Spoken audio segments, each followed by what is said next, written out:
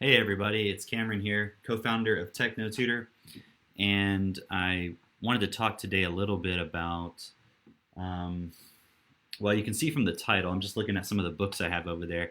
I have quite a bit I want to talk about today, because the reality is the system, the education system, the school system is not designed to educate everybody to their full potential. And I wanted to go through some of the research today and show you a little bit about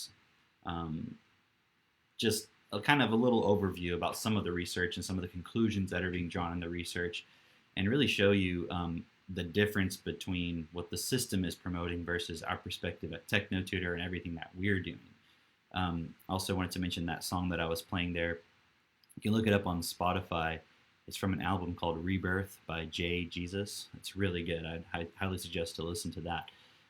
So I'm going to... Well, let's see, where should I start? I don't know how many of you have heard of this.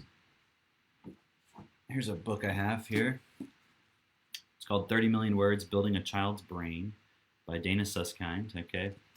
And it's a great book. It's written by, Dana Susskind was or I think probably still is, a cochlear ear implant specialist. And basically she worked with a lot of people, especially children, who would get these ear implants because they couldn't hear.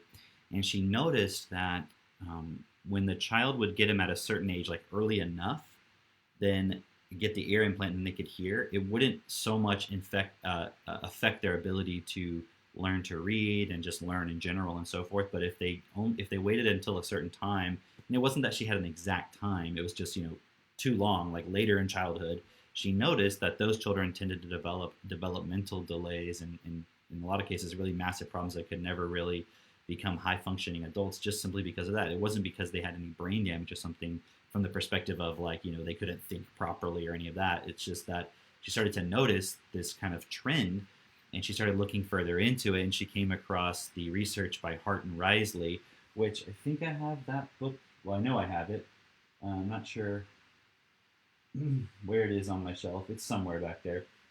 But the original research that this book is sort of popularizing, right? It's called the 30 million word study, this 30 million word gap. There's different names for it. But I wanted to go into some of that today because I saw an article on NPR's website, and I think it was a couple years old. I'll check it in just a moment. Because I was looking up a chart that had to do with the 30 million word gap, and I saw this article from NPR basically trying to downplay the importance of the 30 million word gap.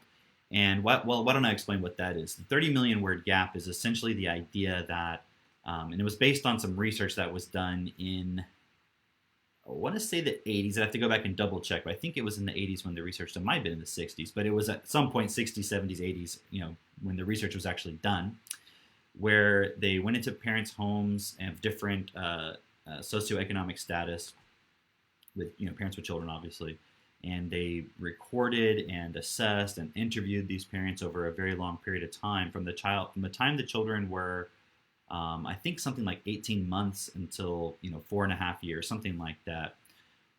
So basically a 4-year period, and up until the time they were 4, what they figured out was that the low economic status children, families, those children were exposed to, according to their research, their studies, 30 million words less than the higher upper income families. And they were trying to say that this was a massive reason why the poor stay poor and the rich stay rich, because the children were coming into school already at totally different levels, totally different foundations. The poor children basically, think about it, practicing something 30 million times less than somebody else. But also just from the perspective of the the quality of the discussion and the speech in a poor family's home versus a richer family or a more wealthy family is going to be different, and they're going to hear not just less words, but less grammatically correct structured words, less um, discussion about higher level ideas or concepts. They're probably not going to have their grammar corrected that much by their parents, let's say, and that's in the first 4 years. So that's really before the children are really in school. And of course, they could be in daycare, but they're not in school where they're like actively being taught these things. And I wish I had the book with me. It's in one of my research books. See, I have here. These are 3 of the 4 handbooks on reading research. I also have the 3 volumes of the early literacy research, although for some reason I can't find my volume 1 of that and my volume 4 of these. But I think it's in volume 4, or I'm not sure which one it is. I'd have to go back and really check. But I just wanted to make this video. I didn't want to waste time trying to go find this specific point. But it's in there in the Handbook of Reading Research, I think. It's either that or the early literacy research books, where they make this point that from the perspective of the education system, the only way, and it says this is almost like a verbatim quote. It says the only way that they know how to improve a child's vocabulary is through getting them to read books that are outside of their current vocabulary. So in other words, exposing them to new words outside of what they already know. And the reason they were saying this is because they know that having a strong vocabulary and developing your vocabulary is the key to being a more effective reader and developing effective reading skills in the first place. They said, but the problem is the best time to introduce new vocabulary to a child is in their, quote, pre-literate years. And by pre-literate, they mean before they're able to read. So when they're 3 years old, for example. And this is obviously problematic from the perspective of the school system, because how can you get a child to read books outside of their vocabulary level when they can't even read yet, and they're not even in school anyways for the school to direct that process? So it really fits hand in hand with this 30 million word point here. I'm just going to check something real quick. Okay, I'm just checking my notifications here.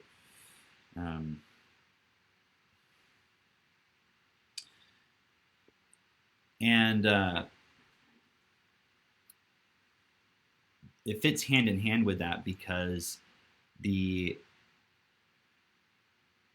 point of the 30 million word study, the kind of point they were trying to get across, was that the way to improve children's educational outcomes is to improve, in whatever way possible, the discussion and the vocabulary in the home environment before the child's even 4 years old.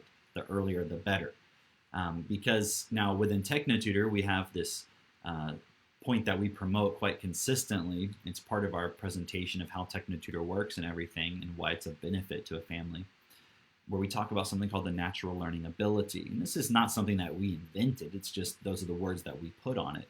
But it's well known within psychological research that in the first 7 years, and now it's even closer to the first 3 to 5 years, and that has more to do with just the compression of availability of information and exposure to information at a young age because of the current information age. So that window is shortening. But in those first 3 to 5 to 7 years, whatever that number is, and it varies from person to person. Let's just say first 7 years.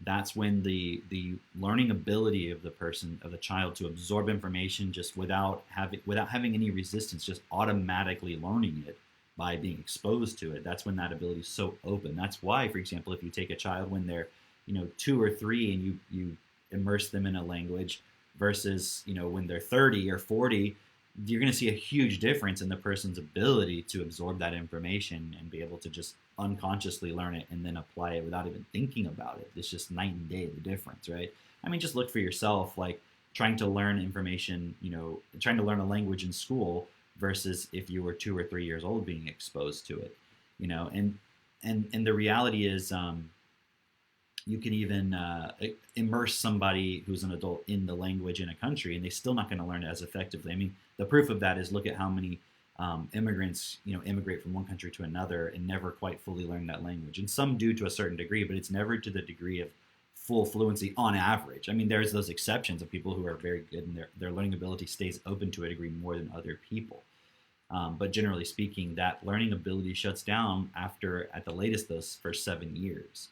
And so the best time, it's even recognized by the education system, the best time to really support the child to develop an effective vocabulary is in those first 7 years. And they say even in the first 5 or first 3 years, right? So the school system, the education system knows this. Now, what happens is they get a bunch of children into the classroom. They all have different levels, which is what was pointed out in the 30 million word gap study. And then the teacher tries to teach to those kids. So I want to talk a little bit more about that today and go into some more specifics in terms of just what I'm going to make my, I don't know why it's, there we go. I don't know why it was small like that. Go into some more specifics about just some things that I've noticed, and kind of put some pieces, connect some dots and so forth. And there's just so much. I mean, it's like you take one of these books, and this is like the early literacy handbook, right?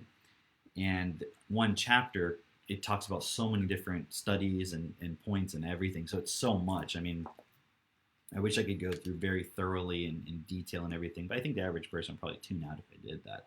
But I do want to go through a few points because there was just some really, as I started looking at this article I was telling you about, this NPR article, which I'll get to in a moment, it got me to start considering all these other points that I was aware of. So I started looking and seeing, okay, what's really going on? Why are they saying this? So why don't we just go look at that article?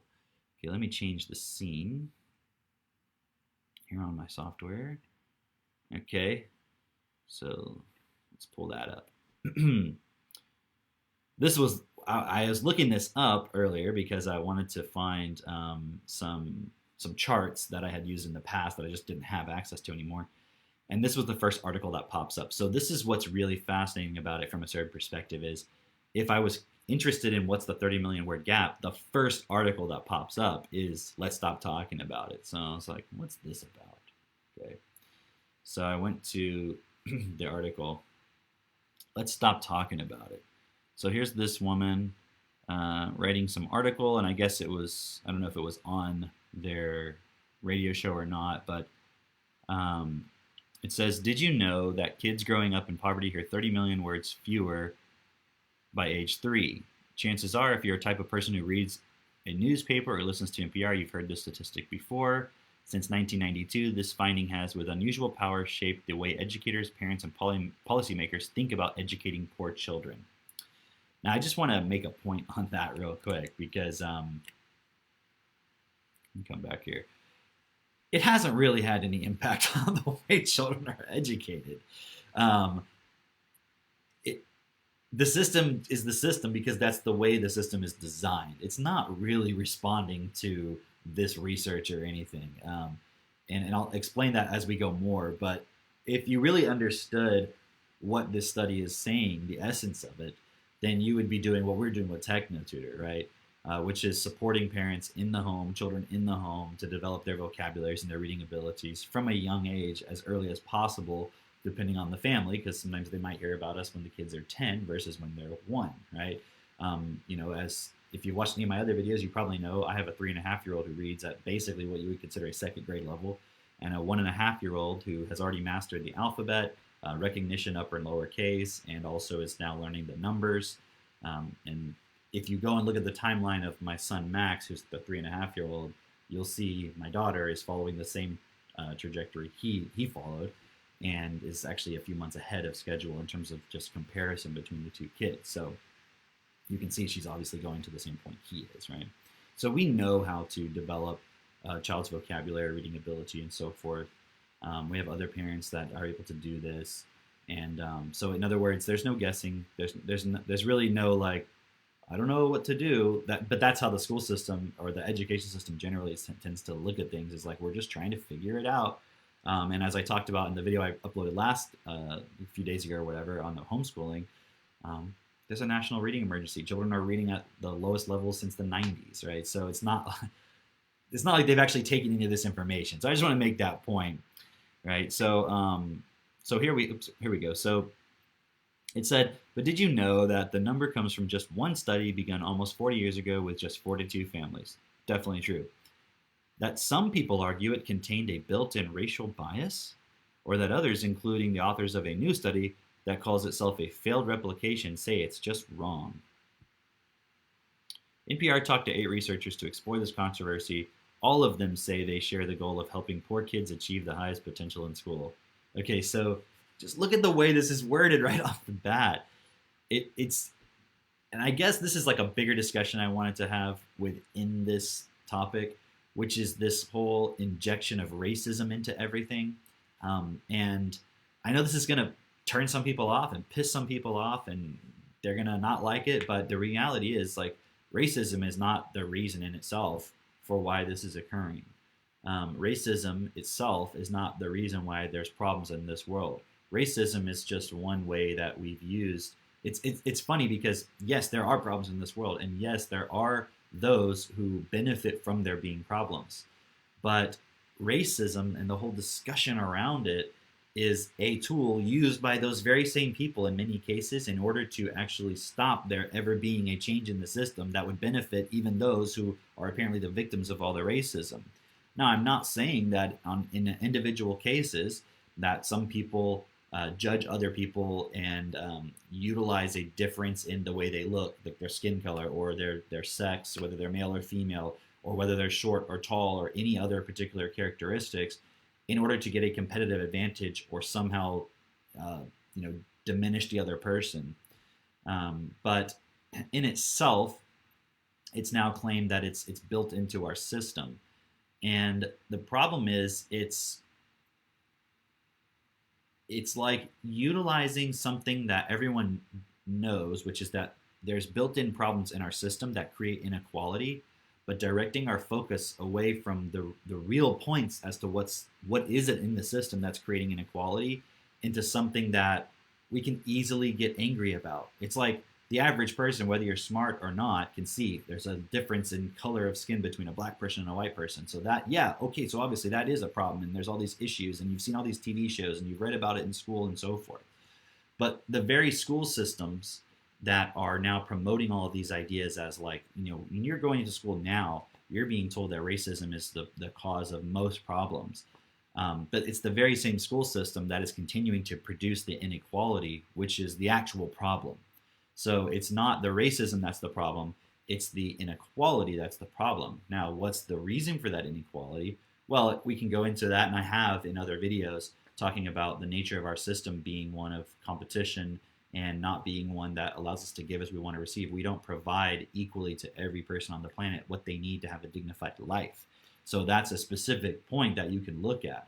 But to say it's about racism, it's like you have inequality in every system on the planet, and it affects every race on the planet. So it's like a stupid discussion to have, because it goes into a point where people just focus and get angry and get riled up and then try to oppress other people. So it just starts to reverse itself. So the whole idea of racism and all these things in the context of anything, whether it's education or not, is really a revolutionary concept. And so the idea is, these people are oppressed by these people. Let's take these people down and replace them with these people. But that's nothing new. That's been happening for years and years and years. It's just, it was class warfare, and now it's race warfare, and it'll be something else later, transgender, all these different things, right? So what I'm saying is, just right off the bat, notice the bias in this article, making it about racism, okay? And that's a key point, because I'll see as we go look at some of the other research and stuff that we have in here, why this is an issue. So let's see. Oh, and then obviously all of them say they share the goal of helping poor kids achieve their highest potential in school. So it's not even highest potential, just in school. Okay. But on the issue of how to define either the problem or the solution, there are, very big gaps. So none of this is even conclusive. With all that in mind, here are 6 things to know about the 30 million word gap. The original study had just 42 families. Okay, I mean, that's true. And I mean, were there limitations to the study? Absolutely, right? But that's not the point. It's been cited over 8,000 times. Yes. And it's like what this article is trying to argue, if you kind of look at it, is look at how much research there's been and how much it's been cited. So clearly the problems in the education system are because we believe in this 30 million word gap. You see that? Something about that figure, 30 million words, held people's attention. Not only was it big, it seemed actionable. If we could somehow get poor parents to speak to their children more, could it make a huge difference in fixing stubborn inequities in society? Well, here's the thing. And this is something that I've been saying a lot when I talk to people about this point is when you look at the solutions proposed based on this idea that there's a 30 million word gap, you see all these like initiatives. It's like, we got to get parents to speak more and read more to their kids and all this stuff. That's not the solution. Because the reason why those parents aren't speaking and reading more is because they can't read. And when they speak, they have a limited vocabulary to begin with. So it's like, in a certain sense, I agree with the article that if you just take 30 million word gap and then take that as now we should just get parents to speak more to their children. That's like taking a computer from 1984 and be like, we should just tell it needs to run more up-to-date software. Just tell it. It'll do it. That's not going to happen. It can't. It doesn't have the prerequisite or the requisite updated programming and information, which would be like vocabulary in this case, right? So just a point to keep in mind about that. It says the word gap drove expanded federal investments in Head Start and Early Start, which didn't do anything, by the way, and they've already shown that in all the research. 30 million words is probably an exaggeration. Okay, here we go. So it's not. So there is no gap, right? Maybe the gap is 4 million. Maybe it's smaller. Maybe. Maybe. Just maybe.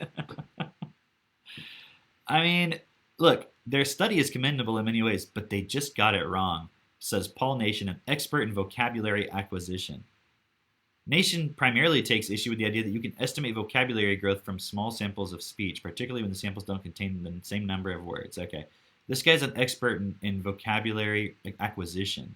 But how many children has he taught to read before age 3, I wonder? Probably less than me.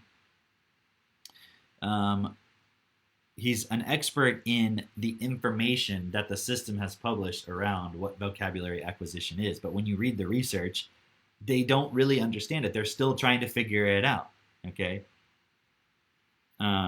This is interesting. He's one of many to have pointed out that the low-income families in their sample may have been intimidated into silence by the presence of a researcher, especially someone of another race. Educated parents, though, might be more likely to show off by talking more when an observer is present. Modern technology can get around this observer effect. So basically, they're using technology instead of people because they had this idea that, okay, maybe they were intimidated. I mean, and I can understand that. I'm not saying that's totally not possible, and it may have had an effect. But even when they do it, what is the conclusion? Between high and low income groups, it's still about 4 million words, not 30 million. He says, only if you compared the most talkative 2% with the quietest 2% did you get a gap nearly as wide. Okay. 4 million words is still pretty significant.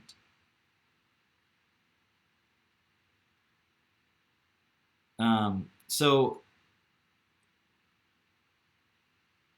another thing to consider, though, is that nowadays the difference between a well-educated person who is high-income earner today versus in the 60s or 70s or in the past is probably different. But also, children are watching TV more, and they are exposed to more information. So they're not necessarily getting exposed to more quality information, if that makes sense. So yes, you can increase the number of words that a person hears, but there's going to be a difference in the way that a parent speaks to a child in a high-income family versus a low-income family, all right? And I'll come back to that. My point is, even the people in high-income families are screwed, are not giving their children the best education and so forth. So I'm going to just take that with a grain of salt for now, okay? But here's some interesting points. Sperry and his co-authors fall into a camp that criticizes the word gap concept as racially and culturally loaded in a way that ultimately hurts the children whom early intervention programs ostensibly trying to help. To look at income alone obscures real questions about the cultural mismatch between children of color and mainstream European children and their teachers as they enter schools. In other words, it's not necessarily that poor children aren't ready for school, it's that schools and teachers are not ready for these children. this is what is interesting to me is that what does culture have to do with your skin color? Look, this would here we go. Marjorie called attention to word wealth experienced by children who grow up learning a different language or even a different dialect than the dominant standard English spoken in school. This would describe not only recent immigrants, but also anyone whose background isn't white, educated in middle or upper class. When they get to school, they must learn to code switch between two ways of speaking. She doesn't disagree there's a variation in how much adults speak to children, but she tells NPR there shouldn't necessarily be a value judgment placed on that. Should adults direct lots of questions to children in ways that prepare them to answer questions in school? There are other values, like using language to entertain or connect, rather than just have children perform their knowledge. Now, do we honor different families rather than have families change their values to align with school? And then we're talking about deficit thinking, but I want to just, before I get to that part. So, when you look at this article, it's like, there's other ways of communicating all these things, okay? But what's the purpose of school? Okay, supposed to be, from the perspective of a person who assumes the intentions are benevolent and it's designed to actually help people, okay? Which I'm not in any way suggesting that you put your kids in school or any of that stuff, right? Okay, so, but what I'm saying is, if the assumption is that school is supposed to support you to develop an effective ability to understand information and learn information so that you can apply it out in your life and you know, be in the system and compete and so forth, then what is the purpose of this argument, right? What is the purpose of the argument that other values like using language to entertain or connect rather than just have children perform their knowledge? How do we honor different families rather than have families change their values to align with school? I'll tell you how. Don't put your kids in school, okay? So think about it. You're talking about an individual family having values, and yet you're saying we need to have schools adjust to that. But the purpose of school is to get everybody into alignment into one particular point to homogenize society so that people are predictable. So it's like missing the whole point of school. Now, I'm not arguing for school, obviously. But what I'm saying is it doesn't make sense that, like, just think about it. Okay, so if you're a family, according to this article, you're a white family. Although I don't know what being white has anything to do with anything, because you take someone like Ben Carson, who's black and became a brain surgeon, an extremely well-educated person, has written books and everything, and it's not because he's white. And according to this article and according to this whole like racial sociological theory, it's the culture of being white. So it's not about maybe skin color or something. It's this culture, right? But what is the culture? That you should learn how to read? And so because apparently, according to this, some cultures don't value learning to read, that we shouldn't support those children because that's not their culture.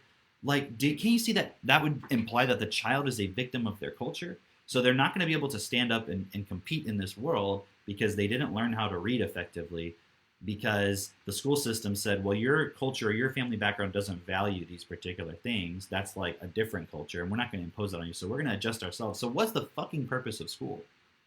Just to have everybody come there and just hang out for a while? And it's like total madness. Let me go back to the article here. There are other values like, okay, we talked about that. Similarly, an education professor at the University of Texas, San Antonio says talking about word gaps like achievement gaps is an example of what she calls deficit thinking. We can talk about differences without resorting to deficit language by being mindful and respectful of those we are speaking or researching about. We can shift the question from how can we fix these students to how can we best serve them. It doesn't mean we don't speak hard truths. Well, apparently it does. But it does mean we try to ask more critical questions to have deeper understanding of the issues. It's this whole... Here we go. Hold on, let's go down. The educators expressed the belief that children in grades pre-K through third in this community, which was mostly Spanish-speaking immigrant community, okay, so not English-speaking as much, right? They could not handle learner-centered, project-based, hands-on learning because vocabulary was too limited.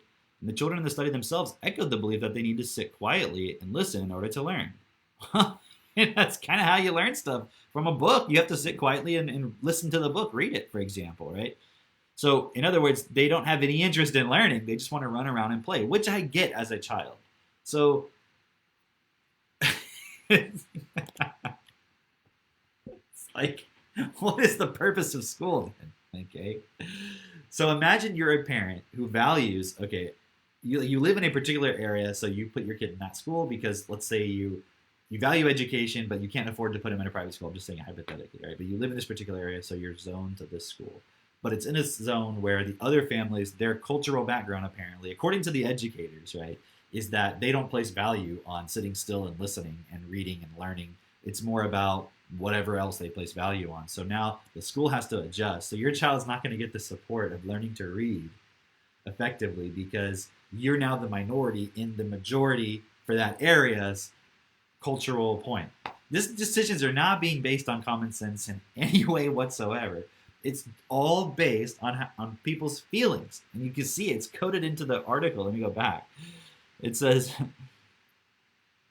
we can talk about differences without resorting to deficit language by being mindful and respectful of those who we are speaking or researching about. It's always about like, if I talk about this, that there's a problem, you might make these people feel bad. So it's like, how do I describe it? It's if such a thing as like actual racism exists, you're seeing it right there. That is their racism. It's like these people are so fragile that, and we don't want to tell them that, hey, in this day and age, in the information age, you need to have really fucking effective information processing skills. And so your community, your culture, whatever, is not supportive of that at the moment. So you need to adjust what you're doing, or at home, or in school, or whatever, so that your children can be supported to be effective in the information age. So, in other words, like we're trying to adjust the system according to the past, rather than adjusting towards what's required, like common sense, what's best for the child. Now, that's not saying like if your family listens to a certain kind of music or something like that, or eats certain types of foods or whatever, as long as that is not interfering with the child's ability to be effective in this world. Because what happens when that child becomes an adult and now they can't read effectively and they can't even get a job, because there's not going to be very many jobs by the time that child grows up, who's a child now, let's say 15 years from now. It's not going to be a lot of jobs because of automation and AI, plus the shutting down of most businesses, or people go to things because of coronavirus and all this bullshit that's going on with this pandemic. So now you're not preparing that child for the world because you didn't want to hurt their parents' feelings and make them feel bad. Does that make any sense whatsoever? And who am I really talking to? The people who think that putting your child in school is a good idea to prepare them for the 21st century. Now, whether you put them in school or not, you're going to have to look at the consequences of that. So I can't tell you whether you should or should not put your child in school. I can suggest what I would do or not do. What I'm saying is, you're going to have to take responsibility for and realize that if you do that, your child, the school system is going to adjust, not according to what's best for your child to prepare them for the future. It's going to adjust according to what is politically expedient at the moment. So you can see here, it's 2018, I think. Let me go back. When was this article written? I think it was 2018. Did we talk about that? Yeah, it's June 1st, 2018. So this is like, just a couple years ago. This is like right in the middle of the culture wars of like, everything is racist, right? Okay, here we go. So the underlying desire to help kids is still pretty compelling, though. Like, that's like, we still do want to help kids, right? Yeah. Walker says that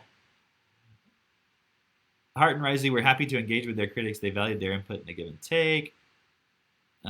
Needs a reframing. I'm worried that downplaying the word gap will have dangerous consequences. Whenever you send out a message like that, hey, this doesn't matter, the policymakers are listening and say, hey, that's great, we can divert the money. So that's what they're saying as number 5, as basically the last point. This researcher is saying it's dangerous to downplay this point. Hold on a second. Let me go back up here. Let's stop talking about it. That's the name of this article. Talk about downplaying. Why doesn't it just say, okay, researchers say that there's a 4 million word gap between upper and lower income families. How can we bridge that gap? Oh, but we don't want to use the word gap because that's going to make the poor people feel bad about themselves. It's like the rich people just want to feel better. Because who's reading this article? Not poor people. All right, let's see here. So did the Lena Hirsch Pasek says the psychological research is clear that it's the dance of interaction between caregiver and child that is crucial to learning speech. While this point is fairly settled among developmental psychologists, anthropologists may dissent. Of course, they're not understanding the educational context. In some cultures, such as the Mayans in Central America, addressing your children directly is uncommon. Okay, so let's adjust the school system because the Mayans don't address their children directly. Okay, well, what's their literacy level? Okay, what's their ability to compete in modern society? I'm so sorry. Look at this person's apologizing. I'm so sorry that the 30 million word gap was framed as a gap. I like to talk about it as building a foundation rather than reducing a gap. Yeah, and I get it. I get the point. Hold on, this is interesting. But she adds that the sheer volume of conversation directed at children, not just spoken in their presence. See, directed, not just spoken in their presence. That's the problem with TV. This is the whole problem with that article. Is the researchers originally, pardon wisely, were looking more at how are the parents speaking to the children. Okay. They were looking at how are the parents and the children interacting. So these other researchers come out because they want to reduce the gap. And they're like, let's just put a recorder on the kids and every word spoken in their environment, hey, let's count it up. So it's like if they're watching fucking Dora the Explorer, is that being counted? Right? So the point is when you speak directly to a child, you're helping develop their ability to be able to learn how to communicate one-on-one with a human being, which is the most important skill that you need in this world today and in the future, is to be able to communicate directly with people. Right? That's the only way we're going to sort out the problems in this world, right? Like, for example, with my children, with my son Max, like if he says, hey, Dad, I cutted a plant in the garden. I would say, oh, what did you do? And he would say, I cutted a plant. And I would ask him about that. Like, what did he actually do? So I understand exactly what he's saying. And I ask him some questions. Oh, okay, that's cool. Like, why did you want to tell me about it? You know, we might have a conversation. And then I say, hey, Max, by the way, you wouldn't say, I cutted the plant. You would say, I cut the plant. Okay, does that make sense? Can you say, I cut the plant? And he says, I cut the plant. I'm like, okay, cool. And guess what? 9 times out of 10, he doesn't make that mistake anymore. He learns. He's in that natural learning ability phase. So every time I hear him, and it's not like all the time, because we're generally using effective grammar, correct grammar. When I hear him make an obvious mistake, I explain it to him. I don't just go, what the hell did you say, idiot? Like, no one's suggesting that. I'm not suggesting that you just immediately demean the child. But what I'm saying is there should be a corrective point, because if there's not a corrective point, the child won't learn. Now, you put the child in an environment where there's no correction allowed because those are just cultural differences. But grammar matters. It's the part of the mechanics of how our language makes sense from speaker to listener, from writer to reader, for example. That's part of the point. Hold on, I got something going on in the background. Let me turn that off. Okay, so let's see, where else can we go into? Let me go back to my article here. So there's a lot of problems here. It says doesn't negate the fact that when you look at the averages, there is a problem here.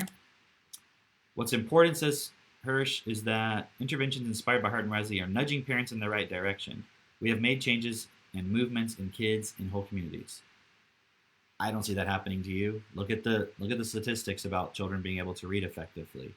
And what's fascinating is, like we talked about on the homeschooling videos that Katie and I did recently, they're trying to shut homeschooling down right now.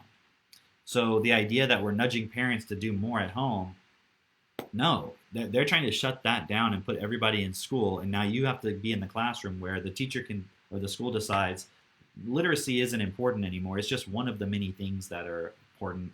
And in fact, in these communities, it's not valued, so we don't want to talk about it because it might hurt people's feelings, right? And they spend more time talking about, being inclusive of people's genders and all this other stuff than they do just making sure their child is effective, which is supposed to be the whole point of school, right? Very little of that is happening at all. What's interesting is that they said the author interview, right? So then they linked to this article. And here they are in 2015 promoting this whole thing. It's like, right? They're promoting the whole point, right? All right. So that was funny. What is this? The same article? Oh, that's the thing I just clicked. Oh, it clicked. Okay, I got it. Okay. There we go. Okay, so one of the articles, I couldn't get to one of them because it was behind a paywall. But the other one that they linked to in here, I looked it up here. And this is the one that was done with the Lena, which was that recording device, I think. And I just wanted to point something out. It's really interesting because if you look at these charts, here's the difference between a parent with some high school or GED or some college versus the parent with the college degree. Adult words versus child vocalizations versus conversational turns. And look there's a big jump. There's a gap. It's an obvious gap. Just look at it from college degree to some high school. College degree to some high school. College degree to some high school. Look at that difference. Right?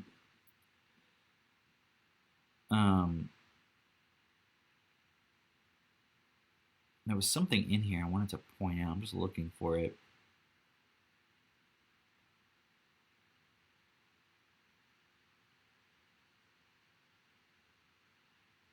I don't see it at the moment. It was an interesting point that they made in here.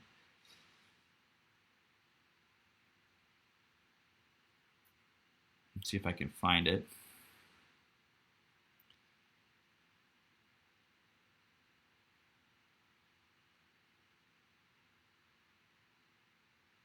These results generally corroborate their findings, finding quantitative differences. These are the article that was quoted in here.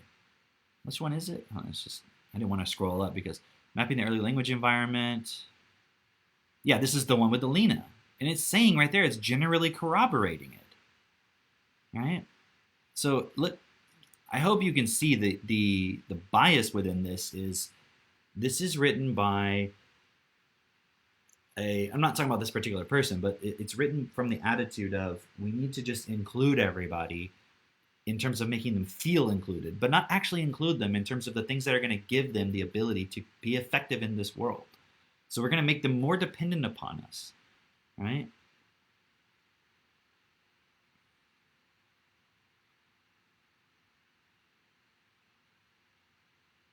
I'm just trying to see if there's anything relevant in here. This author. But I mean, this person's, for the most part, probably just doing what they're told or writing what they think that their editors are going to give them, right?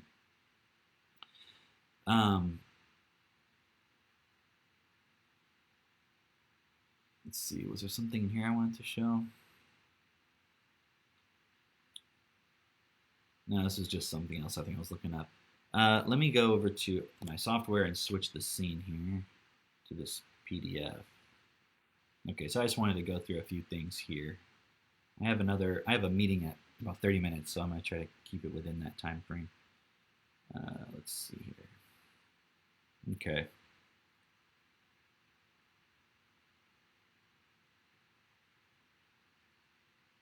Let's see, I'm just trying to figure out how I can get this to look. Maybe I'll just hide the sidebar. There we go. Okay.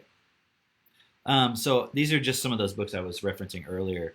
This is volume 3. You can see it was written in 2011. Where'd it go? Volume 2 was published in 2006. And usually, basically, these books, even the larger handbooks, they're covering a decade of research each. Okay, so everything I'm going to show you is from these two books. But I just wanted to point out a couple of things. So I didn't really particularly worry about the order I put these screenshots in, but we'll just kind of go through it and see what comes up. So this is echoing that point we saw in that article, right? Now notice this one is from, I think, the 2011, the volume 3, if I'm not mistaken. Pretty sure. So you're starting to see, like, this is the research and how it starts to be infected by this, whatever you want to call it, progressive ideology, and then within that, it starts to bleed out into the larger culture. But even back in this one, I think this was the 2011 edition, so that would have been within the last 10 years, ending in 2011. They're talking about this point about the idea of, here it says, how do I get this to look a little bigger? I guess I'll have to just do it like that. The idea of cultural deprivation as an explanatory construct caught on with educators in the late 1950s. Right? But characterizing, here we go. See, the war on poverty, they're talking about all this stuff, right? The gap, etc. That's what they're referring to. It says down at the bottom, I don't know if you can see that, but characterizing the home environment of minority children as deficient, and then it cuts off. Let me see if I can find that one. Early language experience. Here it is. I'll just read this part. Let's see. But characterizing the early home environment of minority children as deficient in linguistic and cognitive stimulation was a double-edged sword. Okay. On the one hand, this notion rallied political support for early intervention efforts in education and research. On the other hand, designating low socioeconomic status children as culturally deprived clearly had negative connotations.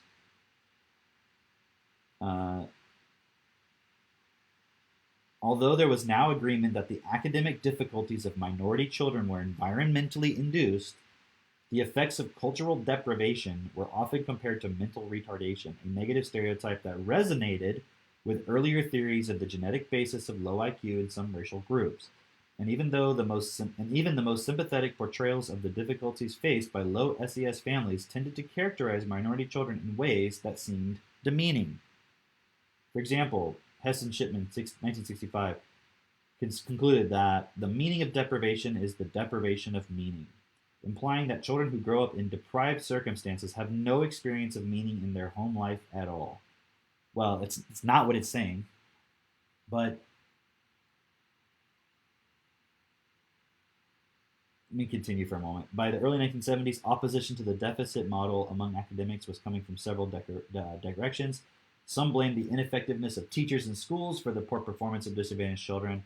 The deficit model was also passionately denounced within the field of linguistics, because all of these like hippie, fucking radical, progressive ideas were coming in saying we can't talk about this because, like, oops, let me go back to my video. It's like this idea that if we talk about some people having, like, if just put it bluntly, it's like if you talk about a black kid not being able to read versus a white kid, just as an example, since it's like this, the examples I like to use, but we say that it's because they're not being read to enough at home by their parents because the parents aren't putting value on it. Oh no, we can't talk about that because all the neo-Nazis are going to be listening, and then they're going to take this information and they're going to start using it to create a mass genocide or something. It's like that's the level of cognitive dissonance that people have. But now, in the context of what the education system or the researchers think is possible, they don't know what to do. They don't have a solution. All they can do is basically talk about the problem.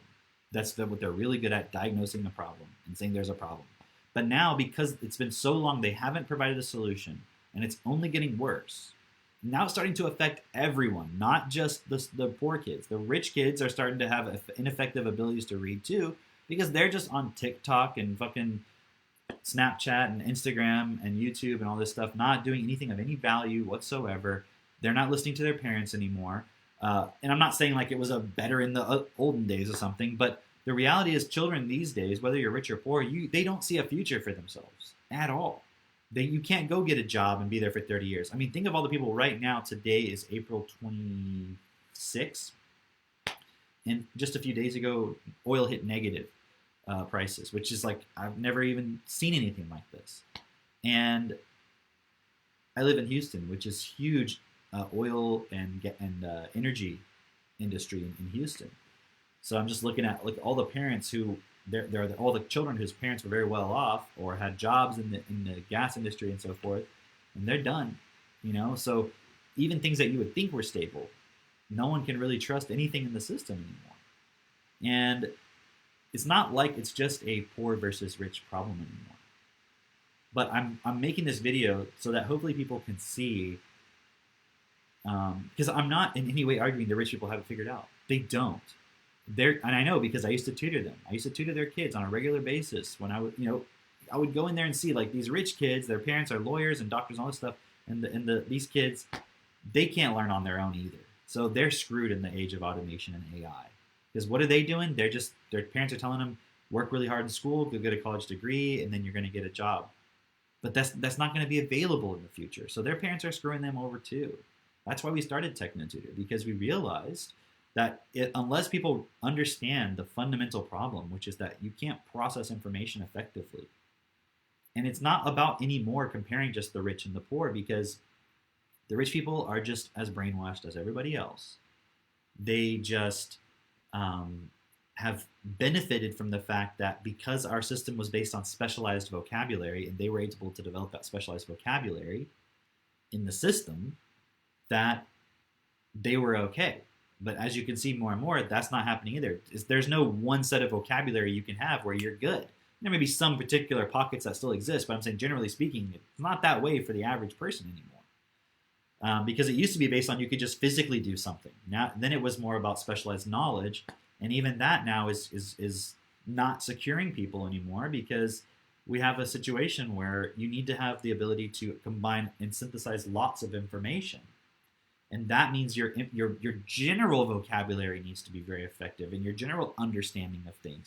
And as a society, as a collective, as humanity, we all need to develop the ability to connect the dots and to see that we need a system that supports everybody effectively. That's not socialism or communism. We already have the infrastructure by and large to do it. And you're seeing now with coronavirus, it's pushing those things to their limits, and they're going to then evolve those systems so that people can just stay home when less people are working and still deliver stuff to the people who have money, right? And we're creating money out of thin air anyways. They're just printing money left and right. We're just not valuing that what's important in this world is that everybody has what they need at a basic level, right? And then you create on top of that. But if everybody had an effective education and ability to process information, then they wouldn't be sitting at home just wanting to do nothing and just, live off of the effort of other people, or whatever the fear is that might happen if we had a system that was actually best for everybody. So the idea that it's like, but now look at the progressive approach, which is like, basically, if you just want to put it bluntly, it's like, keep people stupid. Keep them all dumb and stupid, because they're not really dumb and stupid. It's just culture. It's just their culture.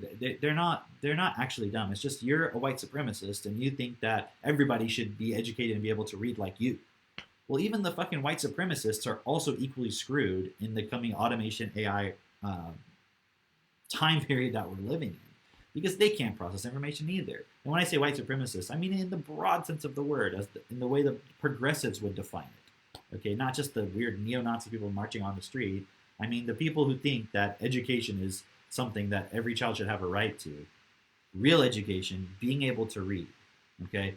Because if we allow this idea that, no, it's all about just everybody is where they're at, everything is equally okay, and we need to just make everybody feel good about that, that's the people that we're allowing to run our education system. And what happens is they create all these departments for diversity and inclusion, all this stuff, and they get huge, and they wield all the power. Because if you say anything against anything that their agenda, you then become a racist, white supremacist, whatever you want to call it. They kick you out, and then they have no opposition left. So those departments will only continue to grow, and that's creating all this bloat inside of educational institutions. And then what happens is the children who are coming up into college age, for example, can't fucking read and write effectively anymore. So they have to lower the standards. They've already dumbed down the SAT, and that's something I'm sure I'll make a video on that too. I mentioned it in the last video as well, is that they've removed all of the SAT information out of the vocabulary.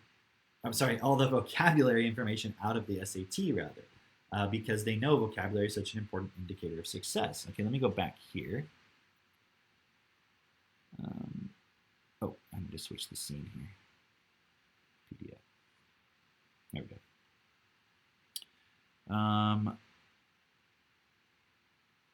Another attack on Bernstein's theory came in a scathing critique by sociolinguist Labov, who argued that non-standard dialects of English, such as the Black English vernacular, I guess that's Ebonics, are structurally as complex as standard English and should not be characterized as deficient means of communication. He criticized the view that, quote, lower class Negro children have no language at all, okay, which obviously that seems like an extreme claim, but from the perspective of their ability to process information and so forth, you know, like, what are they suggesting? We start writing science books and science research papers? Like, this book itself that I'm reading from, the research handbook, is not written in Black English vernacular. Where is their edition? Where's their Black English vernacular edition? Which, because what they're doing, like, they're literally participating in the fucking white supremacy that they're saying is so bad. However, Bernstein has never written about particular minority groups in the United States, and his views on communicative codes used by different SEO groups certainly do not equate the use of restricted code with having no language at all. See, so they are pushing back a little bit on it, which is pretty cool.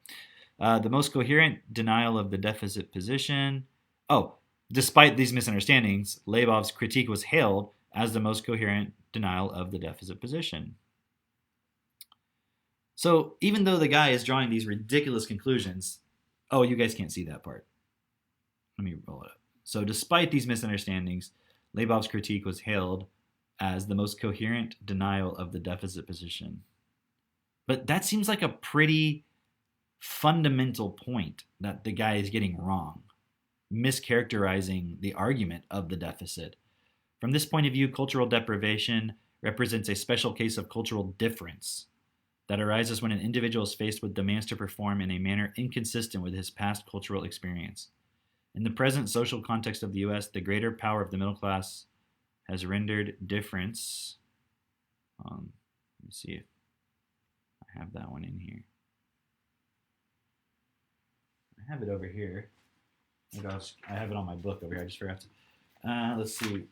Has rendered differences into deficits because middle class behavior is the yardstick of success. So they're basically saying, I mean, wow. What is this arguing for? If you really, I mean, this is like the 60s, right? And 70s. So you have these cultural revolutionaries who are basically saying, I mean, look at this, just Marxist theory. It's like we need to subvert the middle class and have everybody be poor, basically. And they're actually saying that there's value in these other points, and that you're just using the middle class as a yardstick. But the reality is, everybody wants to live like the middle class. Okay, they don't want to live poor. So the problem is, you get all these different points mixed in there, and you have people who are academic researchers, like this Labov guy, who went through the school system, is at least middle class if he's writing research books and so forth, and is then arguing for the continued enslavement of people, and saying, well, not even middle class is too high. It's ridiculous. Now, is everybody able to live like a billionaire? In the current system, obviously not. Is everyone even able to live middle class? Currently in the current system, obviously not. So things are going to have to change. But what I'm saying is, if we continue to push this point of like speaking in a common language where the information is direct, where people are able to process effectively, that is the way we should be moving. Not everybody should have their own language, and it doesn't have to even follow necessarily like grammatical patterns and so forth. This is just totally ridiculous. But this is the kind of thinking that is going more and more and more into the school system and the education system, because it plays upon the idea that you should feel guilty for other people being in poverty, for example. Now, I'm not saying that you should be okay with poverty, but it's like this point where people who are middle class, let's say, or upper class, feel bad because they know that they're able to take advantage of in a system where other people aren't. Why? Because of their vocabulary, because of their education, because of their ability to process information at the level that's required for them to be in the position that they're in the system. Not everyone can be in that position because the system can't handle it. So what do? We feel guilty about it, and in order to relieve our guilt, we tell ourselves that those people it's just their culture. It's just me being racist. So the only way for me to do anything is just to make them feel okay with where they're at, not actually implement a real solution to helping them develop effective literacy, effective communication, effective vocabulary, and so forth. And think about it like this. If there were a way to provide, let's say, poor children who grow up without an effective vocabulary, if there were a way to give them an effective vocabulary, then wouldn't they be more advantaged than the people who are limited only to the white vocabulary or whatever you want to fucking call it, the middle class vocabulary, whatever?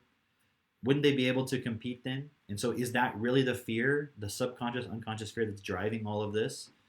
I can't really say. It seems like a very complex issue, but I want you to see that this is like not this research that you're seeing right here. This is like 2006, 2011, and so forth, right? And actually, I just realized that these books, the early literacy, don't cover 10 years of research. They cover, it looks like 5 years. So 2006 and then 2011 was the most recent one. And they might have another one. I haven't seen it, though. I think I have the most recent one for early literacy research. But you can see how this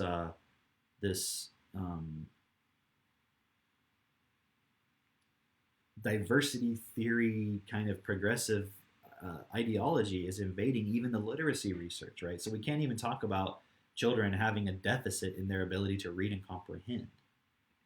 Okay, let me go back. I have a few minutes left. I just want to see if there's anything else, because there was a lot I wanted to cover. Talked about that. Characterizing the early home environment of minority children as deficient in linguistic and cognitive stimulation was a double-edged sword. On the one hand, this notion... Oh, we talked about that.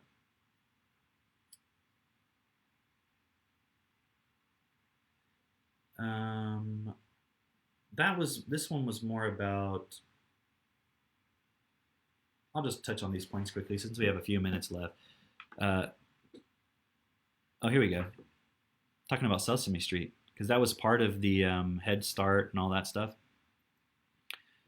Designed specifically to narrow knowledge disparities as part of LBJ's Great Society initiative. And look what it says.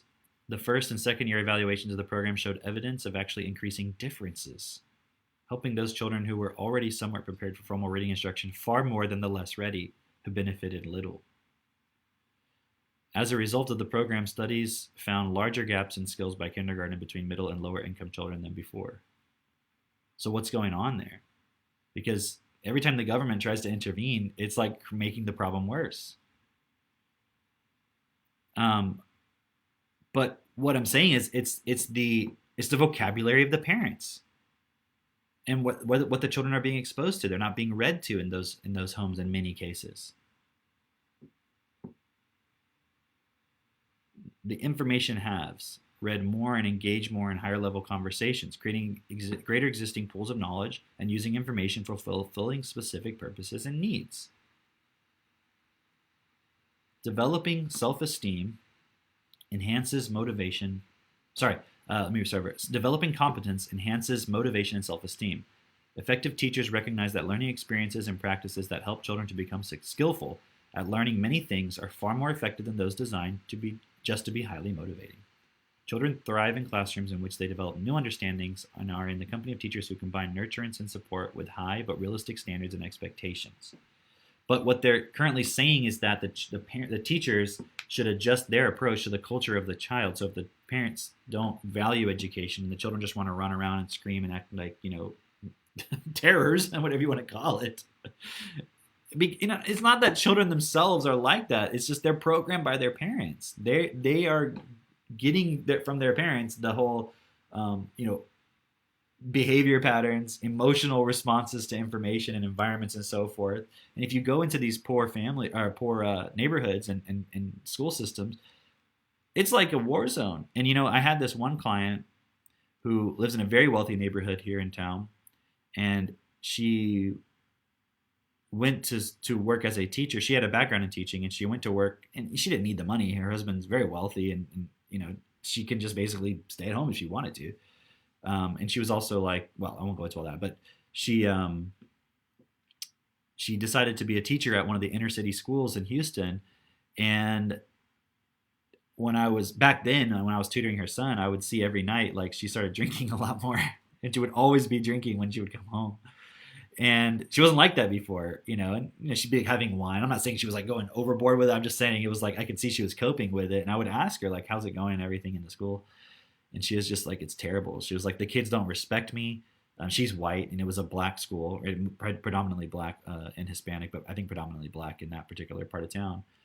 And she's like, when a black woman comes in the room, they all sit up straight and they all behave. But as soon as they leave, they're like running around, throwing stuff, right? But the problem is, she was a highly educated person. And then you have the other teachers, and I'm not saying it was the case in all cases, but with the black women who she said would have the discipline, or would be able to command discipline in the classroom, that's what they were good at. They knew how to treat those children and get them to just sit down and shut up because they were threatening them and yelling at them and so forth. But they weren't highly educated. They weren't able to educate the children. So the teachers, in other words, who would have the educational background to be able to, in a way, at least in the context of the system, be able to support these children. After a year, by the way, she quit. And she was like, yeah, not doing that ever again. So what do you have is you have basically just a bunch. It's a big daycare. That's all it is. All right, so let's see here. Well, I wish I had more time, but it's simply because I have another meeting, and I'll have to probably do more on this particular point because it's a separate point, actually. But look, lowest SES, recognizing letters of alphabet, beginning kindergarten versus highest, 85%. Identifying beginning sounds of words, identifying primary colors, count to 20. My children, my son can do all of those things, and he's 3.5. He can't write his own name. He's still, because he doesn't have the physical dexterity yet. All right. My daughter, who is, in fact, my son is 3.5, can count to 20 by twos. He can count from 10 to 1 to 0 backwards. My daughter can identify the primary colors. She can also identify the beginning sounds of words. No, she can't do that yet, but that's coming next. She can recognize the letters of the alphabet. She's only 1.5. So this whole idea, it's just like a joke, right? In other words, we're leaving the child's foundation up to total fucking chance. And that's really what this comes down to. I'll go into more with these, I'm sure, at some point. I have plenty of information and material I can make videos on, but we're leaving it up to chance. All right. And then we're putting kids in the school system. The school system is still, the first 4 years is left up to chance. So the children are not going to be effective in the classroom. And now you have in the classroom, the people arguing, oh, we should respect everybody's cultural differences. Don't even talk about any deficits. So we're definitely not going to be helping. It's like every time if they give more information, it helps the kids who already had a strong foundation, like they were saying about the Sesame Street thing. So the school system more and more is just going to become, send us your children to become dumbed down idiots who are basically afraid of being labeled as racist and never question anything, and they just basically go along with whatever the current political fashion is at the moment. And that is disconcerting, to say the least. So there's obviously a lot more we can go into. But I highly encourage you to check out TechnoTutor. I was going to see if I had something I could show you, but TechnoTutor, techno-tutor, tutor.com. Check it out. It's in probably the description of this video once I upload it. And I'll see you on the next one. I got to jump on another call now. So otherwise, I'll probably make another video this coming week on more of these points. So leave me some feedback, comments on Facebook Live if you're on there, YouTube comments if you're seeing this on the replay. And we'll see you next time. All right, everybody, got to go. Talk later. Bye.